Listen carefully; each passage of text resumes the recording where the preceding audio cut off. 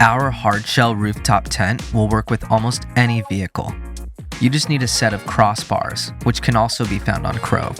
Lift the tent up onto the car with the assistance of another person. All the parts needed to secure the tent are inside the box. Take one of the plates and drop a bolt through it and slide it into the rail on all 4 slides. Adjust the positioning of the tent. Take the longer U-shaped plates, place them and tighten them up against the roof bar using the nuts and spanner included in all 4 corners. Opening the tent is simple.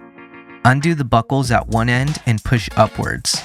Be sure to undo one side at a time so there is no unnecessary pressure on the support straps. Once the tent is open, grab the ladder and extend to the desired height and hook it into place. You can prop up the door flap using the poles provided.